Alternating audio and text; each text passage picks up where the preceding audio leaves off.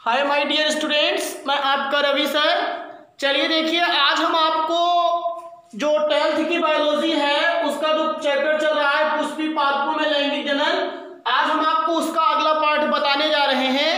कल के लेक्चर्स में हमने क्या किया था, आपको बीज और बीज का प्रकीर्णन क्या बताया था। मैंने मुख्य रूप से बीजों का प्रकीर्णन आपको क्या किया था, बताया था।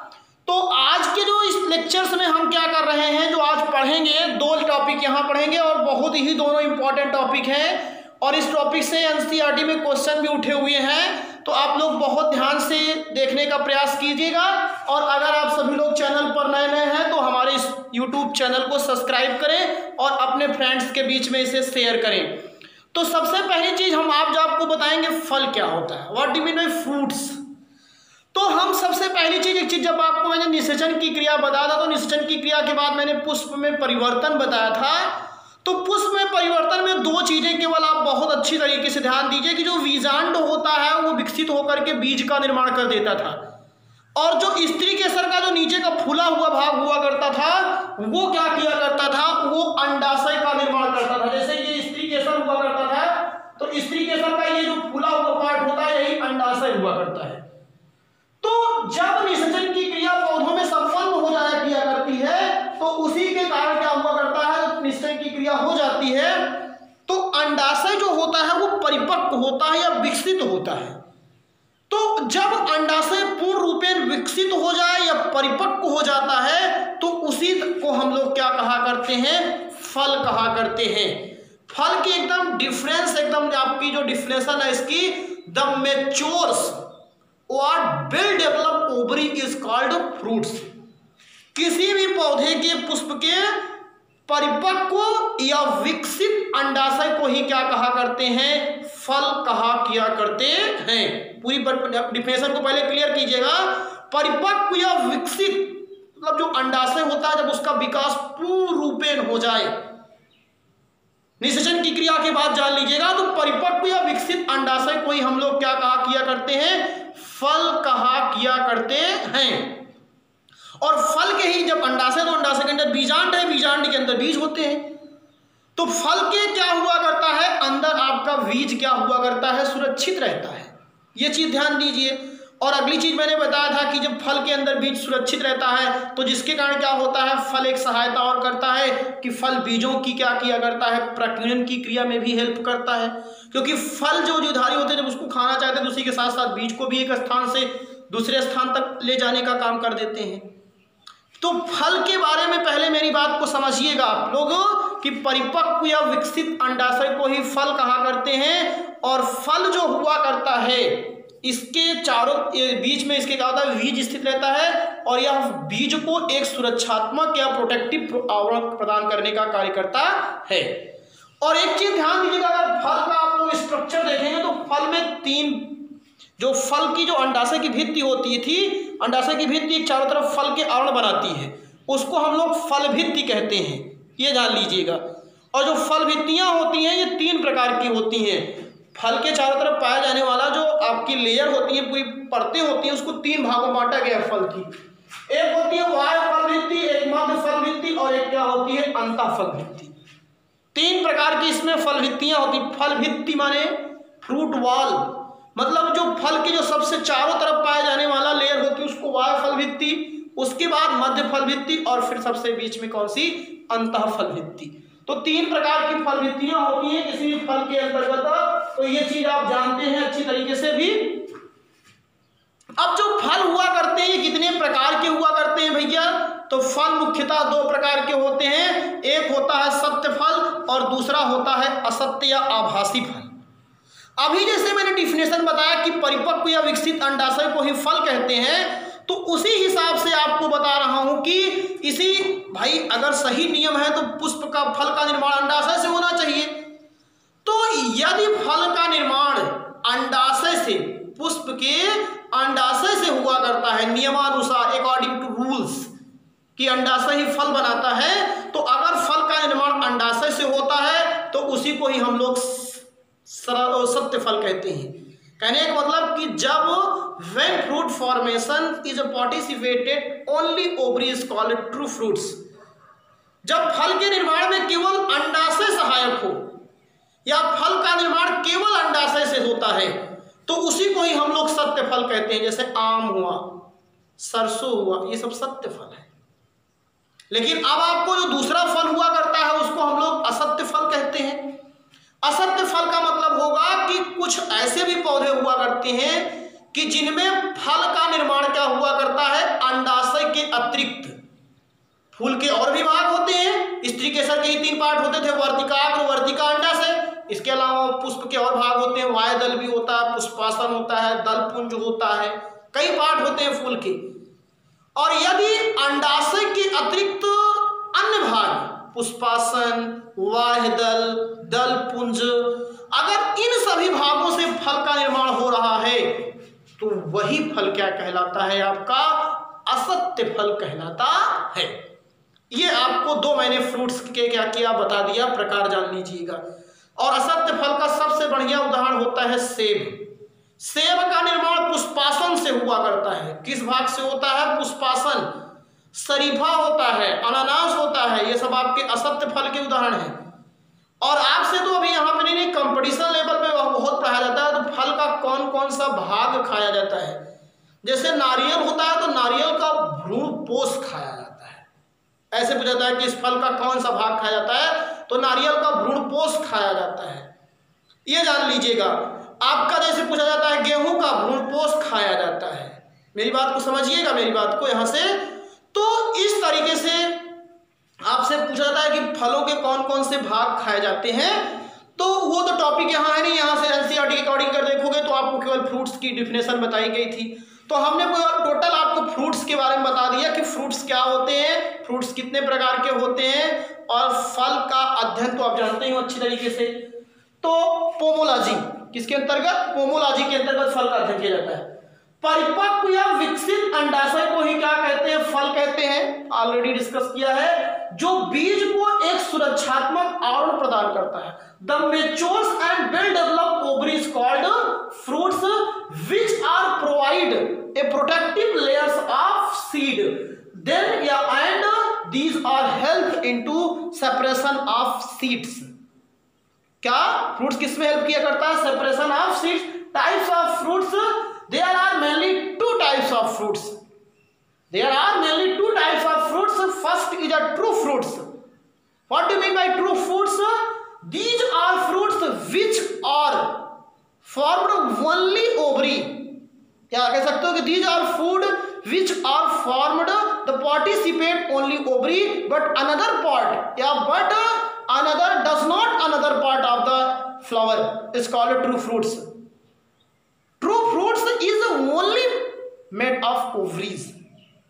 वह फल जिसका निर्माण अंडाशय से होता है सत्य फल कहलाता है। आम हो गया, सरसों हो गया, मटर etcetera, Mangifera indica, Brassica campestris, Pisum sativum, ये सब आपके क्या हुआ करते हैं? किस टाइप्स के फ्रूट्स हैं? ये ट्रू फ्रूट्स हुआ करते हैं, सत्य फल है। और अगली चीज भैया असत्य फल या आभासी फॉल्स फ्रूट्स, मतलब जो नियम के अकॉर्डिंग नहीं है। और जब नियम के अकॉर्डिंग नहीं है तो उसमें क्या बोलोगे? वह फल जिसका निर्माण पुष्प के अंडाशय के अतिरिक्त अन्य भाग जैसे पुष्पासन, वाह्यदल और से होता है, उसे असत्य फल कहते हैं। ये आप ध्यान दीजिए। These are flower which are does not develop ovary, these are produced flowers another part as like calyx, corolla and thalamus is called false fruits. For examples, apples. आपका सबसे बढ़िया एग्जाम्पल सेब होता है, जान लीजिएगा। सेब में देखिए वाय फल वित्ती, मध्य फल वित्ती और अंतः फल वित्ती। ये चीजें आपको एकदम पूरी कंफर्म हो गई। आई होप एकदम बढ़िया से आपको फल कितने प्रकार के होते हैं समझ में आ गया होगा।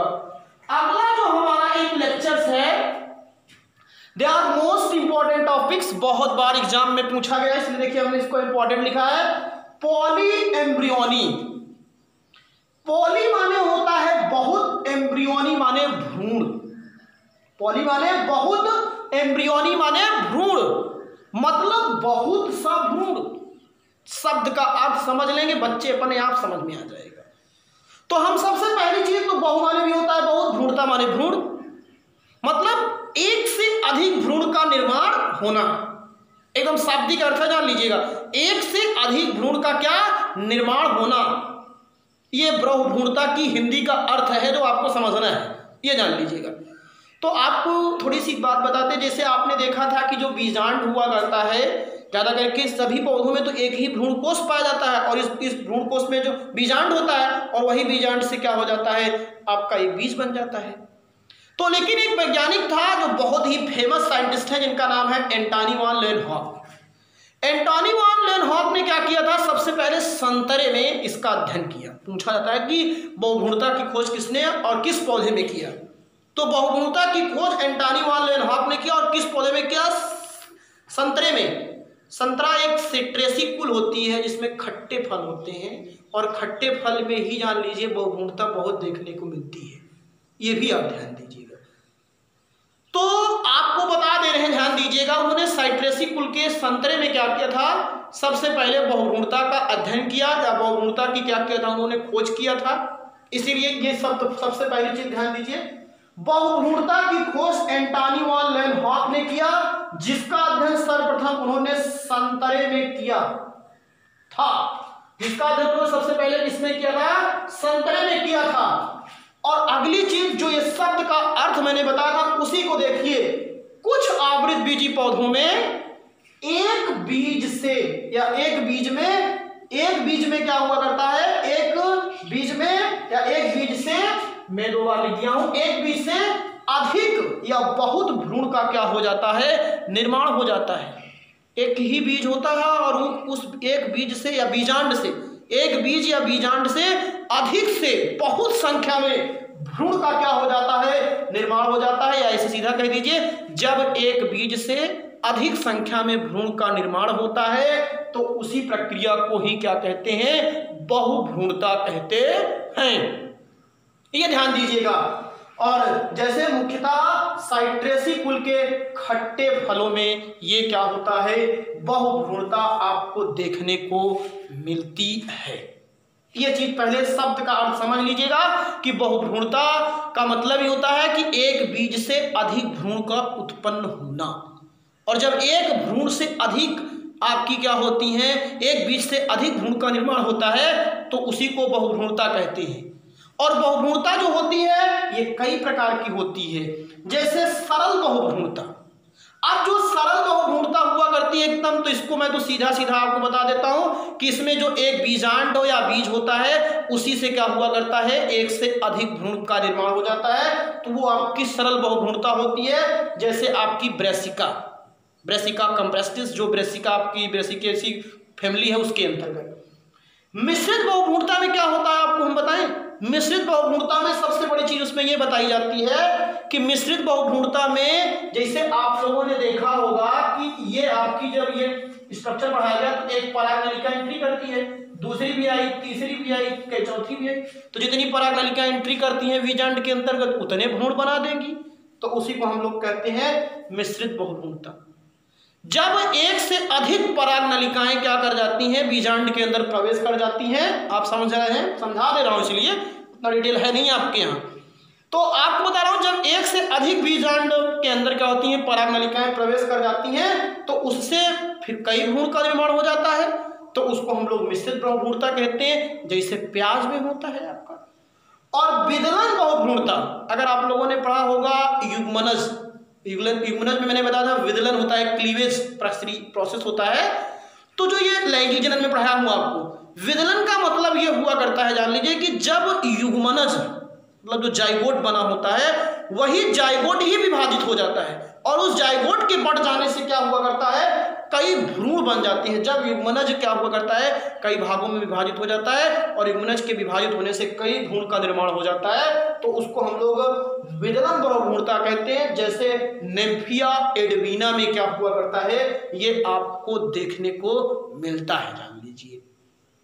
इसमें मैंने बता दिया एकदम सिंपल है, एक बीजांड होगा वो विकसित होकर के कई भ्रूण का निर्माण कर देगा। इसमें बीजांड के अंदर कई परागनलिकाएं प्रवेश कर जाती हैं जिससे बहुत से भ्रूण का निर्माण हो जाता है।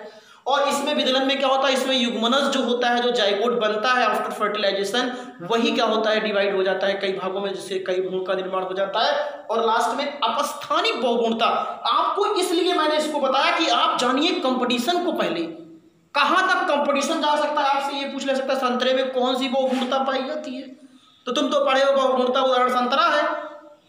और आप फिर जब इतना नहीं जान पाए तो फिर आप डीप पहले पकड़ने का प्रयास कीजिए। तो अपस्थानिक बहुगुणता क्या होती है?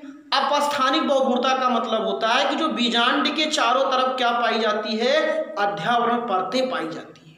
जब वो अध्यावरण परतें कई क्या हुआ करती हैं, आपके भ्रूण कोश या भ्रूण के निर्माण में सहायता करती हैं, और अध्यावरण परतें विभाजित हो जाएंगी और कई उससे भ्रूण बन जाएंगे, तो उसको हम लोग अपस्थानिक, मतलब जो अध्यावरण परतें होती है उसके द्वारा भ्रूण बन रहे हैं, तो उसको अपस्थानिक भ्रूणता कहते हैं। और ये नींबू में, संतरे में और आम में क्या हुआ करता है, पाया जाता है। और इसका एक एग्जाम्पल मैंने बता दिया। देखिए कॉम्पैक्ट लेक्चर आपको पूरा दे रहा हूं। यह विधि वैज्ञानिकों के लिए फल उत्पादन में बहुत उपयोगी होती है। जो आजकल कृत्रिम रूप से बगीचे बना करके साइंटिस्ट लोग वहाँ फल बना रहे हैं, तो वहाँ पे फलों के उत्पादन में इस प्रक्रिया का बहुत अच्छा ही उपयोग किया जाता है।